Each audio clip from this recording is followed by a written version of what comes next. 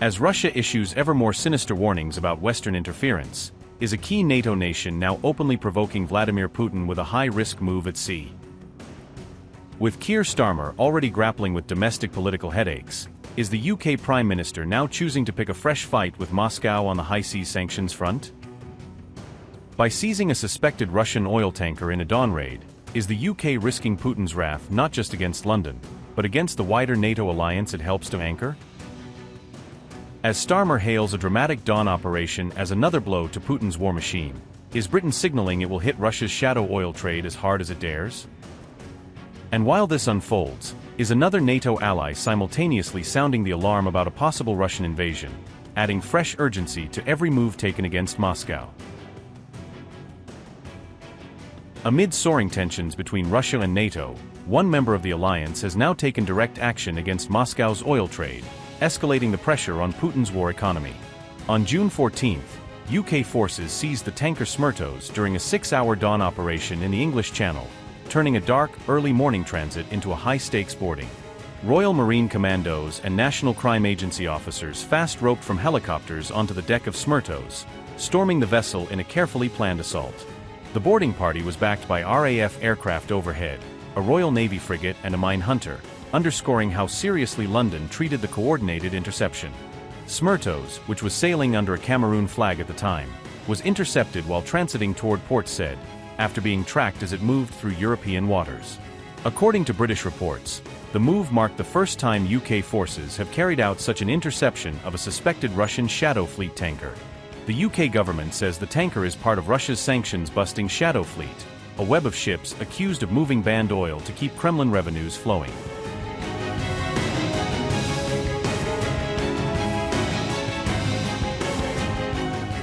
British Prime Minister Keir Starmer has insisted the operation delivered yet another blow to Russia, portraying it as proof that London is serious about tightening the oil embargo.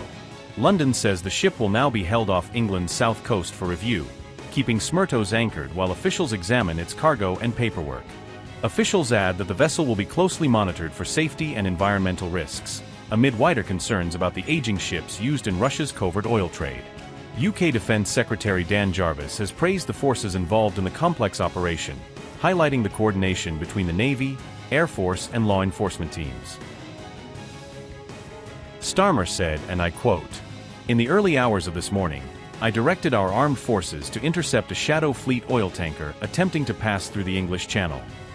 This successful operation delivers yet another blow to Russia and reminds those fueling Putin's war in Ukraine that we will not let them hide. I want to thank those involved, including our armed forces and law enforcement officers who keep this country safe 24 hours a day, 365 days a year." Unquote.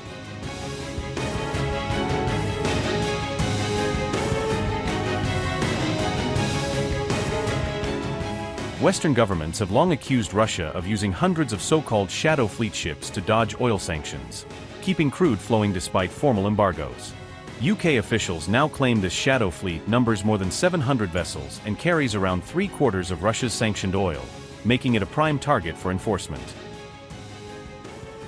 At the time of interception, Smyrtos was sailing under the flag of Cameroon, one of several flags it has used to stay under the radar. The tanker previously operated under the name Smyrtos, adding to the pattern of frequent identity changes seen in Russia's Shadow Fleet. Reports suggest the ship has changed both name and flag multiple times since sanctions tightened, a classic tactic used by sanction-evading vessels. UK authorities have formally identified Smyrtos as part of Russia's wider Shadow Fleet network, linking it directly to sanctioned oil movements. Tracking data shows the tanker departed from UST Luga, a major Russian oil port near St. Petersburg, on June 5 before heading into European waters. From there, it was tracked moving westward through European waters, eventually approaching the busy English Channel corridor. Marine traffic and other ship tracking services listed its intended destination as Port Said in Egypt, a key gateway to the Suez Canal. British forces moved in to intercept the vessel while it was transiting the English Channel, choosing one of the world's most watched shipping lanes for the operation. Smyrtos is now anchored off Weymouth on England's south coast, where it remains during ongoing legal and safety investigations. Ukraine's President Volodymyr Zelensky has thanked Britain for what he called its principled resolve, praising London's decision to move directly against a suspected Russian tanker. In a post on X, Zelensky argued that cutting Russia's energy income also limits its war capability, linking every seized ship to fewer missiles and shells on the battlefield. The Ukrainian leader has gone further, urging European countries to consider outright confiscating the oil carried on such ships, not just detaining the vessels themselves.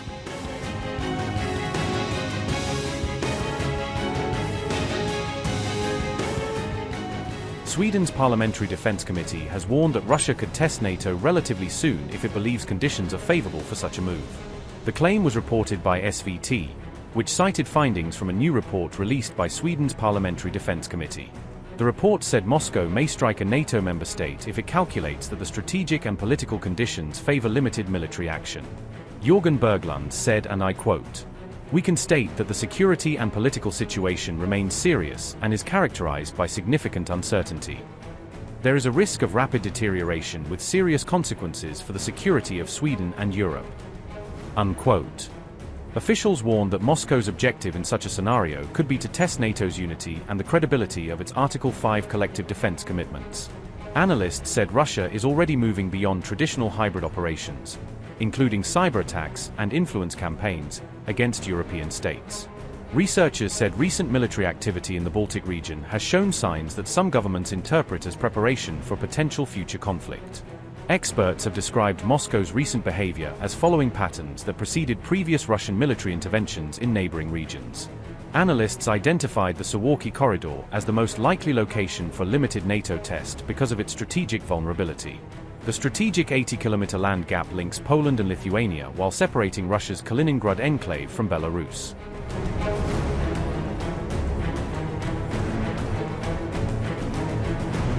Meanwhile, EU officials confirmed that China trained hundreds of Russian soldiers, according to a report cited by RFE/RL. A senior EU official said some of those personnel later took part in combat operations during the war in Ukraine. The official said the training activities occurred at multiple locations inside China as military cooperation expanded. Reuters earlier reported that around 200 Russian troops were trained in China during the latter part of 2025. The training programs reportedly included instruction in drone warfare, electronic warfare, aviation operations, and armored combat tactics. EU intelligence services said some of the personnel who received training later fought in Crimea and the Zaporizhzhia region. Russia is virtually the only country to stand in opposition to the so-called collective West in the form of the well-known North Atlantic Treaty Organization, known as NATO. After all NATO countries, without exception, are making every effort and doing everything in their power to organize these hostilities against Russia, to wage, as they believe, a war against Russia that has been launched with the aim of securing a victorious outcome. No one has ever managed to inflict such a decisive, final defeat on Russia, because our people, as you rightly said, are united across nationalities and understand their responsibility to future generations, to our children and grandchildren. There are quite a few young people sitting here, and you, God bless, will also have grandchildren and so on, future generations. We must think about this. No one else needs Russia but us. Only we are able to defend it, strengthen it, and create the conditions for its confident development. Everyone comes to us and joins forces, including in terms of intellectual contributions. We must acknowledge that NATO countries are highly developed in terms of technology and science. They have a highly developed economy. They are trying to inflict a strategic defeat on us. They tried. Now they realize that this is impossible. This is a task that cannot be accomplished. They went too far. They rushed things when they announced it publicly. Some even joined NATO to get a slice of the pie. If there were no cameras, I'd show you what they'd achieve in this situation with that gesture you all know so well. They won't achieve anything. We need to stay one step ahead. There are a lot of them, a whole lot of them, and we are one, a united, multinational force. One, and we should not merely respond to the challenges they set before us, but stay one step ahead, step by step, not as fast as we would like, but we are still moving forward every single day. Every day. Gradually we will regain control of our territory. It will be so. We will achieve this. There can be no doubt about it. And there's only one piece of advice we can give to our enemies. Do not fight Russia. Never try to do so. Let us live in peace and resolve all problems together through negotiations. But these are supposed to be negotiations, not ultimatums addressed to us, which they were still trying to impose on us. Now there are no ultimatums. They agreed to negotiate. Yes, we agreed to negotiate, but only taking into account our national interests. We need to improve our capabilities and develop and strengthen them. We will do so. We have just been discussing Starlink, a sound technology, and low-capacity satellite constellations. This technology exists. It needs to be developed. I have just been speaking to some scientists and manufacturers, and there are other capabilities that the enemy does not possess. There are many things the enemy lacks, but which we possess, and there will be more and better. As for the B-class aircraft, we can see that the enemy is expanding the use of this military equipment to address a specific issue. The aim is to disrupt Russian society, to inflict psychological damage on us, to sow confusion amongst the Russian people and to cause economic harm. They will not succeed. It is clear that this is a matter of particular concern to us. There are several tasks we must address. First, we must strengthen the country's air defense systems, various systems. I will not go into detail now. Experts are aware of this. We need to operate at different altitudes, with different targets to neutralize, and so on. We are doing this and we will continue to do so. That is the first point. Secondly, as far as the economy is concerned, of course, we are suffering damage, but we are recovering quickly. They will not be able to cause us serious problems, but we must respond to them as best we can. We will do this, and we will step up our strikes on the enemy's infrastructure so as to deter them from attacking our civilian facilities, and they will not be able to break our society or cause us economic damage.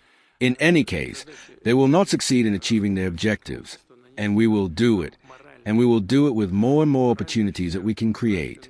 They are a serious threat and will only grow once this drone threat has been overcome. If I am not mistaken, correct me if I am wrong, there are sometimes firefights as well. The enemy is more or less weakened. As far as I understand, they rely on these drones. And in fact, this is one of the most important tasks. This is what the industry is engaged in. This is what your commanders, the Ministry of Defense, and other departments, including civilian ones, are engaged in. But in addition to this, we have already talked about this many times. This is what all our experts across the country are engaged in. All over the country. I have tried to ensure this, and the Ministry of Defense has taken this on board so that we do not hold anything back, so that there is no excessive bureaucracy, so that everything of value that emerges receives support and appropriate funding. And this is what is happening. I would like all this to happen as soon as possible, but in any case, progress is being made in this direction. And this also applies to the State Defense Order. Of course, the most demanding items are procured and purchased within the framework of the State Defense Order. This is what we will do next. And our manufacturers and the defense industry are also working effectively.